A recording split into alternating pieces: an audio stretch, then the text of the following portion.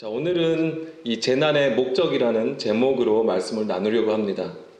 오늘 이 본문의 말씀을 중심으로 보겠지만은 우리가 당한 처지나 상황들을 다시 되돌아보는 시간이 되었으면 좋겠습니다. 자, 마가복음 13장은요, 종말에 관해서 기록되어 있는 감난산 강화라고 되어 있습니다. 3절에 보게 되면 감난산에서 성전을 마주하여 앉으셨다라고 소개하고 있어요. 그리고 이제는 이 재난의 시작, 이 종말에 관해서 말씀해 주신다는 것이죠. 어려운 난제의 장으로 구분되어 있습니다. 그러나 본장의 구성을 보게 되면은 종말에 대한 교훈하고 그것을 대하는 성도들의 자세에 대해서 우리에게 말씀해 주신다는 것, 이제 이것을 우리가 보기를 원합니다. 흔히 우리가 종말을 이해하면은 무엇부터 생각하시죠? 우주적 종말. 우주적 종말을 먼저 생각을 하게 됩니다.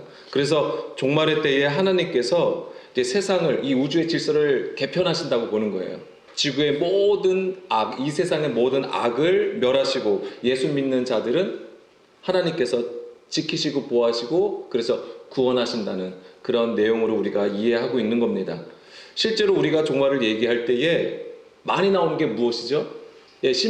불심판 얘기가 많이 나와요. 그래서 이 불심판을 우리가 어떻게 이해를 했냐면은 핵전쟁이 일어난다든가 화살이 폭발하고 지진이 일어난다든가 그렇게 해서 하나님께서 불심판으로 임한다. 어쨌거나 다 뜨거운 거예요. 실제로 자연재해로 인한 큰 피해가 생기게 되면 우리가 처음에 무엇을 생각하냐면 죄지은 인류에 대한 하나님의 심판이라고 딱 생각을 하는 거예요.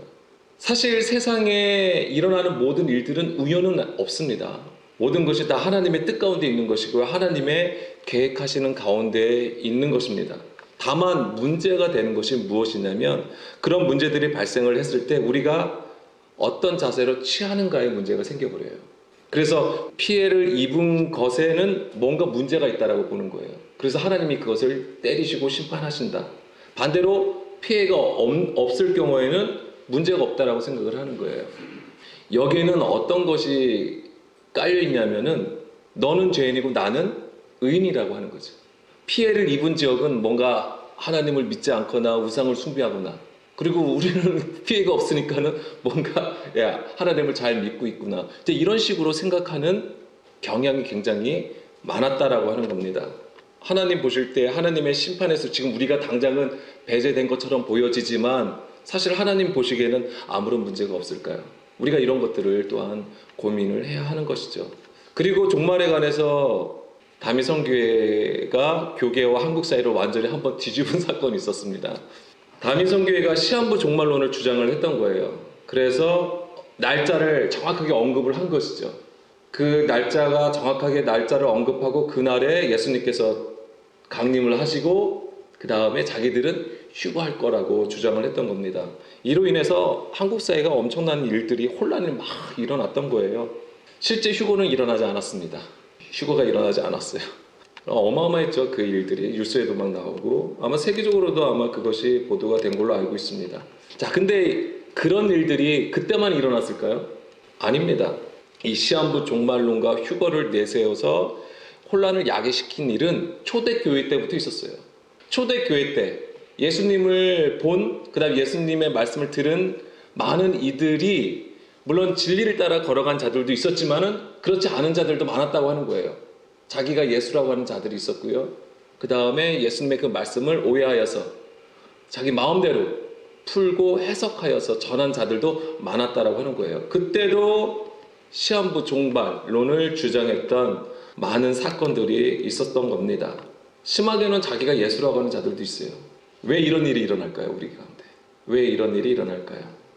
이미 마가복음 12장에서 부활과 관련해서 예수님이 사두개인들에게 너희는 성경도 하나님의 능력도 오해하고 있구나라고 말씀하셨습니다.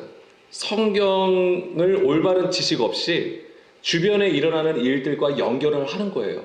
그렇게 내 상황하고 연결을 해서 해석하기 때문에 이런 오해들이 생겨나는 것입니다. 여기서 오해한다는 것은 지난 시간에도 말씀드린 것처럼 사실과 달리 그릇 해석한 것을 말하는 것인데, 성경에서 말하는 사실, 다시 말해서 하나님의 뜻을 깨닫지 못하고 주의 길에서 벗어난 상태를 말하는 것입니다. 이게 오해하는 거예요. 그러니까 다시 말씀드리면 하나님의 계명을 사람의 계명으로 바꾸어버린 것을 얘기하는 겁니다. 마가복음 13장 5절에서 예수님은 사람의 미혹을 받지 않도록 주의하라고 말씀하십니다. 여기서 미혹이 플라나오예요. 앞에서 언급한 오해하다도 플라나오예요. 같은 헬라어예요. 플라나오. 같은 뜻이에요. 뭐예요? 주의 길에서 벗어난 상태를 얘기하는 것입니다. 주의하라. 여기서 헬라어도 블레포라고 쓰였습니다. 블레포. 근데 이 블레포가 보다란 뜻이에요. 원래 보다. 그러니까 이것은 어떤 것을 알고 깨닫는 것을 의미하는 겁니다. 이 주의하라는 것은. 너희가 깨어서 알아야 된다고 말씀을 하시는 겁니다. 그러니까 다시 마가복음 13장 5절의 경우는 사람의 미혹을 받지 않도록 깨어 있으라. 바르게 알아야 된다라고 예수님이 말씀을 하신 겁니다. 골로새서 2장 8절 말씀이요. 철학과 헛된 속임수로 너희를 사로잡을까 주의하라. 여기서도 주의하라. 철학, 헛된 속임수 다 뭐예요? 사람의 미혹이 되는 것입니다. 사람의 전통과 세상의 초등 학문 다 이것들은 다 사람의 것이죠. 이 사람의 것을 따르게 하는 불법 이것을 주의하라고 우리에게 가르쳐주고 있는 겁니다. 이런 불법의 것을 알려면 우리가 가진 것이 아무리 대단하다고 해도 온전하게 분별을 할 수가 없어요. 오직 진리의 영을 통해서만 오직 예수 그리스도와 그 십자가를 알아야만이 온전하게 분별하여 우리가 주께로 나갈 수 있는 거예요. 우리가 그냥 오해하는 것이 그냥 그래 오해할 수도 있지. 우리가 그냥 뭐 잠깐 잘못 알 수도 있지. 이렇게 쉽게 우리가 넘어갈 문제가 아니에요, 사실은. 예수님이 오해하고 있다라고 말씀하신 거는 엄청난 책망인 거예요, 사실은. 근데 우리는 그것을 죄로 인식하지 않는 거예요. 죄로 인식하지 않으니까 심각성을 깨닫지 못하는 것이죠. 왜 그러냐면 세상에는 다른 종교를 믿는 사람들이 있어요. 예수님을 믿지 않는 자들이 우리보다 더 많겠죠. 그러니까 그들의 죄가 더 크다고 생각을 하는 거예요. 우리는 지금 당장은 예수님을 믿고 있고 교회를 다니니까 크게 그 죄가 없다라고 생각을 하는 것이죠. 오히려 다른 종교, 우상을 숭배하는 자들, 예수님을 믿지 않는 자들의 죄가 더 크다라고 본다라고 하는 겁니다. 물론 그것도 굉장히 큰 문제이죠. 그러나 그것보다 더 큰 문제가 바로 우리 스스로가 그들과 구별되어 있다라고 하는 자만, 교만이라고 하는 거예요. 우리 스스로는 하나님 앞에 있다라고 하는 그러한 교만이 사실은 더 큰 문제라고 하는 것입니다. 왜냐하면 차이를 만드는 거예요. 세상과 나를 구분해서 차이를 만들어 버리는 거예요. 그래서 나는 의로운 쪽에 있는 거, 그들은 악한 쪽에 있다라고 구분해 버리는 것이죠.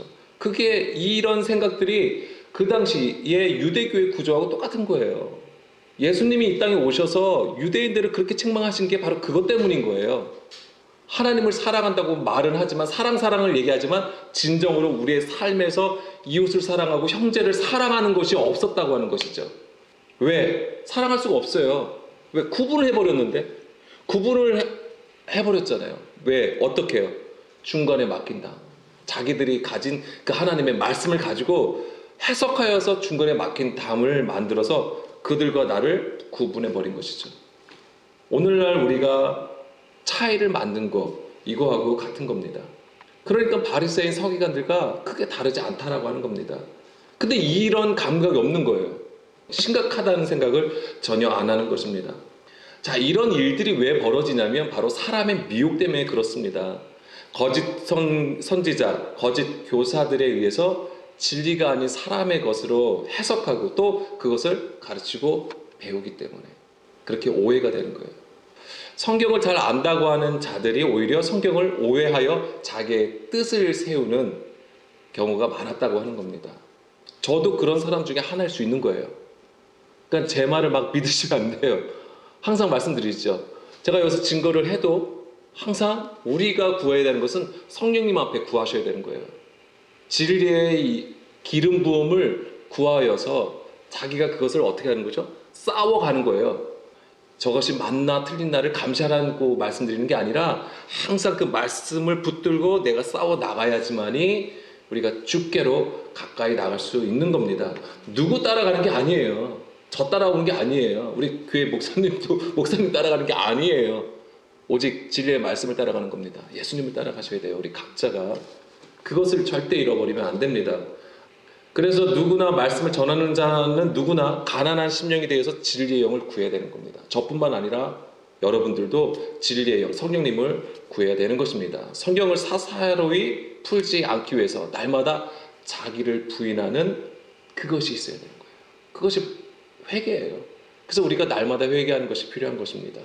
전하는 자나 듣는 자 모두 그것은 동일한 것입니다. 자, 마가복음 13장. 서두에도 말씀드린 것처럼 마가복음 13장은요. 마가복음서 중에서 가장 해석이 어렵고 까다로운 부분이라고 했습니다. 왜냐하면 종말을 다루기 때문에 그런 건데요. 왜 그러냐면 여기서 보면은 그 종말이 성전 파괴와 주의 강림, 이제 이것을 이제는 파루시아라고 하는데요. 성전 파괴되는 것과 주의 강림하시는 것이 서로 연결되어 있기 때문에 그래요. 그 우리는 이미 알고 있어요. 무엇을 알고 있냐면 성전이 파괴됐잖아요. AD 70년에 로마 군대에 의해서 성전이 파괴되었어요. 그럼 유대인의 관점에서는 뭐가 온 거예요? 종말인 거예요. 근데 이 종말은 꼭 뭐하고 연결돼요? 주의 강림하심하고 연결되는 거예요. 그러면은 유대인이 생각했던 메시아의 오심, 주의 강림하고 어떤 우리의 관점에서 보는 그 메시아가 그리스도께서 다시 재림하시는 거가 과연 그럼 이루어졌냐 이거죠. 역사적인 사실로는 사실 이루어진 거를 보여주는데 사실은 우리가 볼 때는 그렇지 않은 거예요. 유대인이 볼 때도 그렇지 않았던 거예요. 이게 문제가 되는 거예요. 그러면 성경이 잘못되었는가? 잘못 해석하고 있는 건가? 근데 이런 부분들이 막 지금 혼란해지니까 이 부분이 굉장히 어려운 거예요. 사실은 이 시한부 종말론이라는 것 자체가 바로 우리가 이제 그렇게 세대주의 관점에서 나온 것이거든요. 그러니까 이 주의 강림은 먼 미래의 사건으로 우리가 지금 보고 있는 거예요. 강림이 언제 임하는지 모르죠. 예수님도 증거하셨어요. 뭐라고 하셨죠? 언제 임하는지 모른다고 하시잖아요. 13장 32절이요. 그날과 그때는 아무도 모른다 하시잖아요. 예수님도 명확하게 말씀하신 게 아니에요. 그런데 유대인이 생각할 때 성전이 무너지는 것이 곧 종말이라고 했다면 AD 70년이 종말의 날인 거예요. 주의 날이 되어버리는 거예요. 그런데 그들이 생각했던 주의 날은 그런 모습이 아니었던 것이죠. 그러니까 이런 부분들이 그들도 그렇고 우리도 마찬가지입니다. 종말을 오해하게 만들어 버렸던 것이죠. 자, 우리가 계속해서 나눴던 것은 무엇이냐면 종말에 관해서 나눴을 때 우리가 가장 먼저 인식해야 되는 것은 주의 강림하심으로 인한 개인적인 종말이라고 하는 거예요. 무엇을 얘기하는 것입니까? 우리 안에 하나님을 대적하는 원수된 것, 육신의 생각을 얘기하는 거예요. 그 육신의 생각이 완전히 부서지고 깨지는 것을 말한다고 하는 겁니다. 우리의 육신의 생각, 그 육신의 생각이 바로 사람의 계명으로 세운 것을 얘기하는 거예요. 그것을 바로 도율성전이 보여주는 거예요. 마가복음 13장 1, 2절에 예수님이 말씀하신 거가 바로 그겁니다. 돌 하나도 돌 위에 남지 않고 다 무너져야 된다. 유대인들이 그렇게 웅장하게 자랑스럽게 얘기하는 그 성전에 대해서 예수님은 무너져야 된다고 말씀하신 것이죠. 역사적인 사건으로는 로마 군대에 의해서 무너진 것이지만 그것이 또한 우리에게 반드시 일어나야 될 일이라고 하는 것이죠. 우리 안에 있는 이 돌성전. 뭐예요? 굳은 마음을 얘기하는 거예요. 들어도 보아도 깨닫지 못하는 돌 같은 마음을 얘기하는 것입니다. 그것이 완전히 무너져야 되는 것이고 그 다음에 사람의 미혹을 받으면 우리 안에 감각이 없어진다. 그래서 아까 우리 안에 죄가 있음에도 깨닫지 못하는 것, 그 심각성을 깨닫지 못하는 것 자체가 뭐냐면 무뎌진 거예요. 그 무뎌짐 또한 이 돌성전이 보여주는 것입니다. 하나님의 길에서 떠나 자기의 길로 행하게 하는 불법이 다 되어버렸던 겁니다.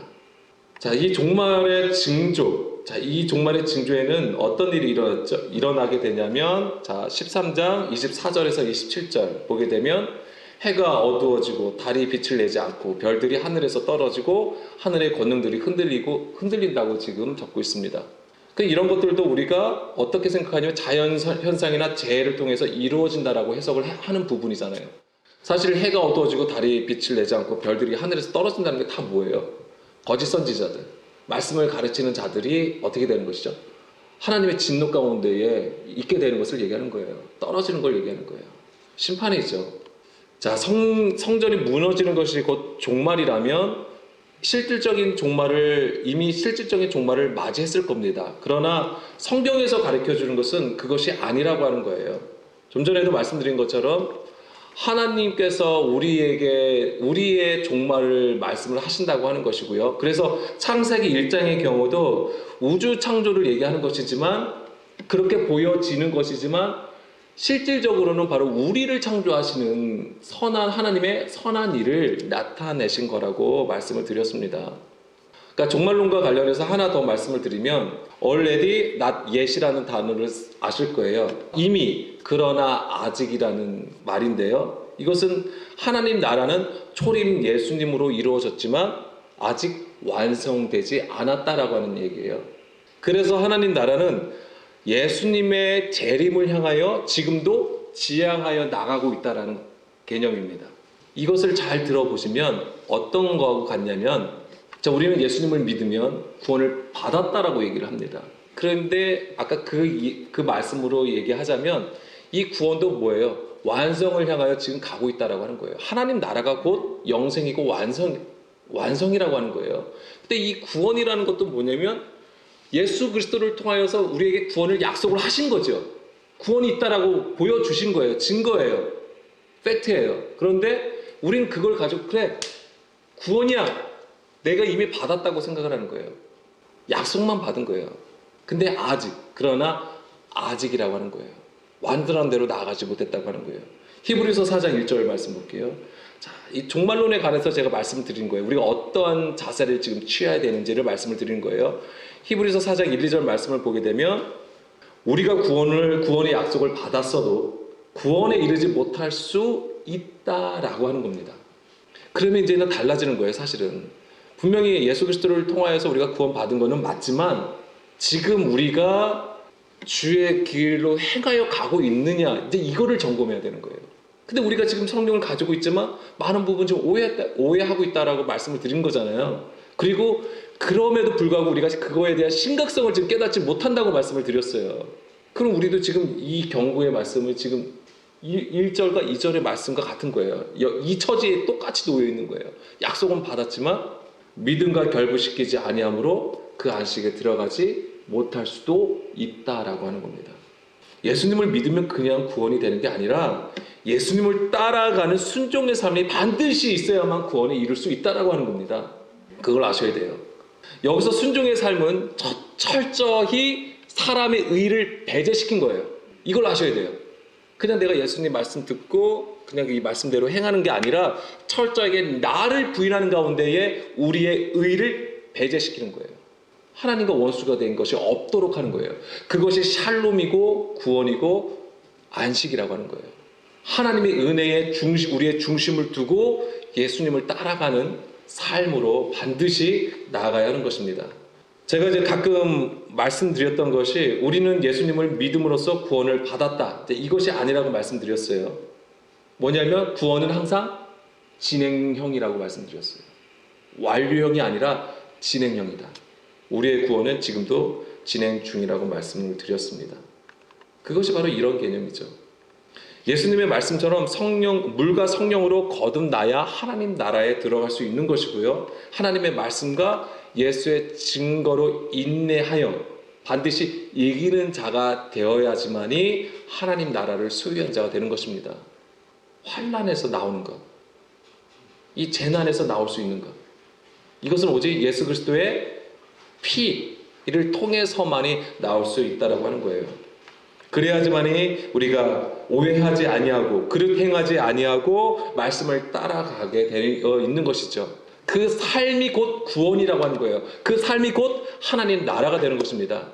어느 지점에 있는 게 아니에요. 어느 시간대에 있는 게 아니에요. 지금 오늘이에요. 지금 되게 중요해요. 오늘 주의 음성을 따라갈 수 있는 내가 될 때에 그것이 곧 구원이고 하나님 나라가 되는 것입니다. 그 감각이 있어야 되는 거예요. 그러려면 성전이 무너져야 돼요. 구약의 용어로 말씀드리면 바벨탑이죠.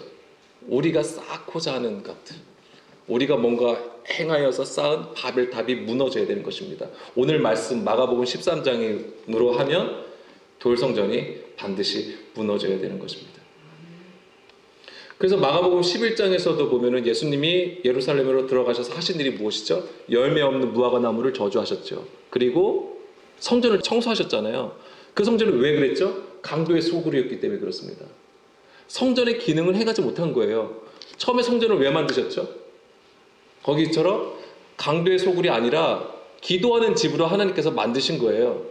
그럼 보세요. 여기서도 중요한 게 뭐냐면 기도하는 집이에요. 그러면 뭐 유대인도 와서 이방인들도 와서 기도를 하는 것이 맞는 것인데, 근데 이 유대인들은 이것을 자기들의 전유물로 여긴 거예요.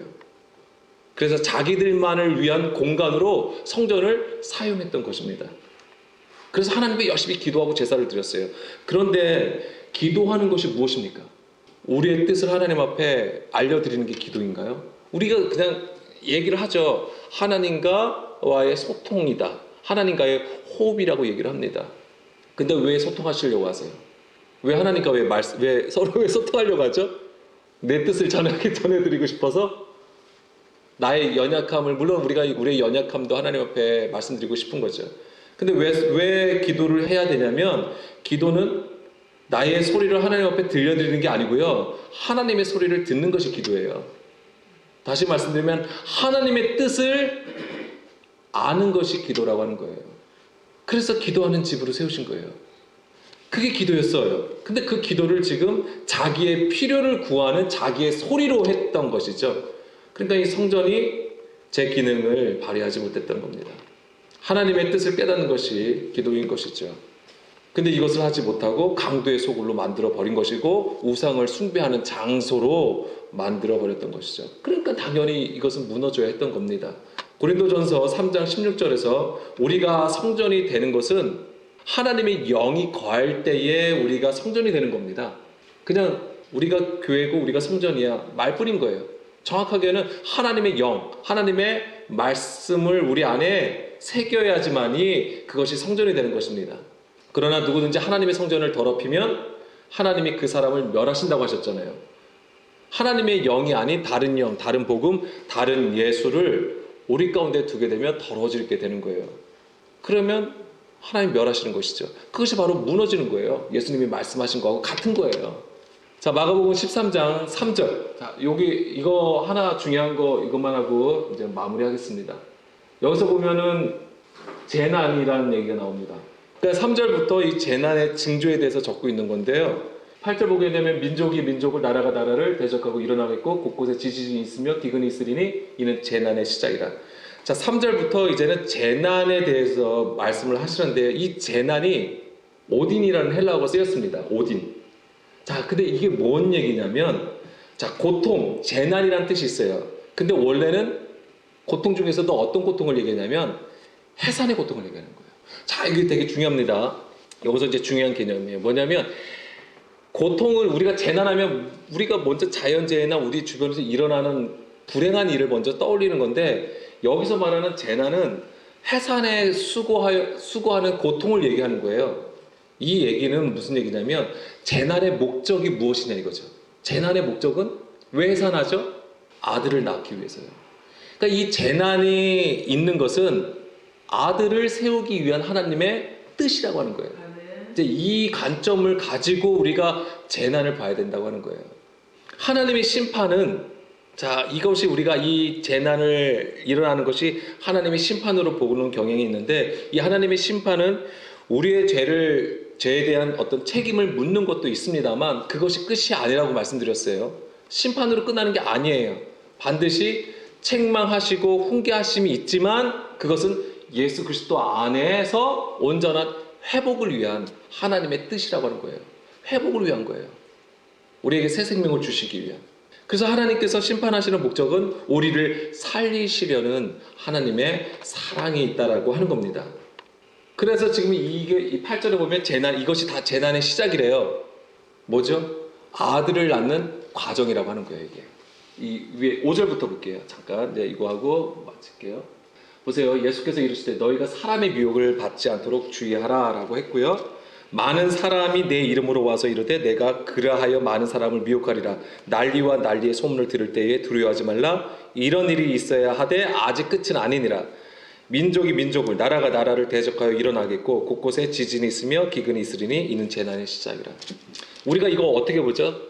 민족 간에 국가 간의 어떤 전쟁, 싸움, 분쟁으로 우리가 많이 해석을 합니다. 그래서 그런 것들이 막 주변에 일어나요. 세계 여러 곳에 일어나면 이제는 정말 재난의 시작이구나, 마지막 때가 되었나 보구나, 이렇게 생각을 해요. 그런데 이게 우리가 어떻게 생각하냐면 성경에서 민족은 누구만 있죠? 유대인과 이방인만 있는 거예요. 그렇게 구분된 거예요. 유대인하고 이방인만 있어요. 그럼 여기서 나라와 민족과 민족은 뭐예요? 예수 그리스도 안에 있는 자들과 그렇지 않은 자들이에요. 하나님을 믿는 자와 그렇지 않은 것. 나라와 나라는요, 세상과 하나님 나라를 얘기하는 거예요. 그래서 뭐냐면 하나님을 떠나 있던 우리, 하나님을 떠났던 우리가 하나님 앞에 가까이, 우리의 길에서 돌이켜 하나님의 마음으로 가까이 가는 우리를 얘기하는 거예요. 세상에 속한 우리가 하나님 나라에 속한 우리가 되는 걸 얘기하는 거예요. 그 과정이 바로 재난이라고 하는 겁니다. 그래서 하나님께서 의도하신 그 뜻을 따라서 갈 때에 우리가 바로 온전한 대로 나아간다고 하는 거예요. 그러니까 이거 자체가 뭐냐면 구원의 과정이라고 하는 거예요. 재난의 목적은 거기에 있는 거예요. 우리를 우리의 뜻에서, 우리의 길에서 벗어나서 돌이켜서 하나님의 길로 행하게 하시기 위한 하나님의 방법이라고 하는 거예요. 여기에는 하나님의 책망하심도 훈계도 있는 것이고요, 채찍질도 있는 거예요. 하나님은 누구에게 채찍질 드시냐면 아들 된 자들에게 채찍을 드시는 거예요. 사생아에는 아예 채찍도 들지 아니하세요.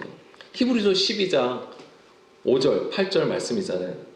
주의 징계하심도 채찍질은 모두 다친 아들을 세우시기 위한 하나님의 방법이라고 하는 것입니다. 6절 주께서 그 사랑하는 자를 징계하시고 그가 받으시는 아들마다 채찍질 하시니라.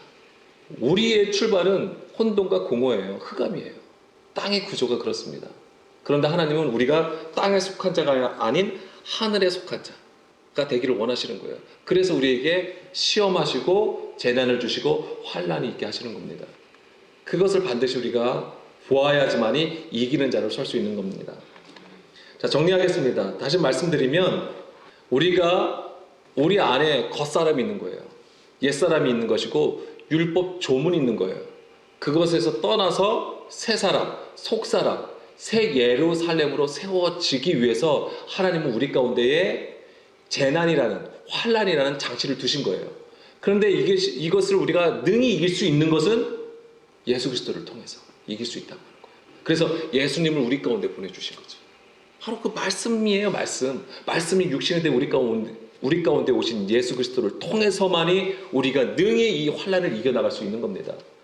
이번에 이런 기회를 통해서 우리가 좀 다시 우리 스스로를 되돌아보면서 다시 한번 정말 우리가 그냥 외식하여서 예수님을 따라가는 것이 아니라 우리의 중심이 예수님을 따라가는 우리 모두가 되었으면 좋겠습니다.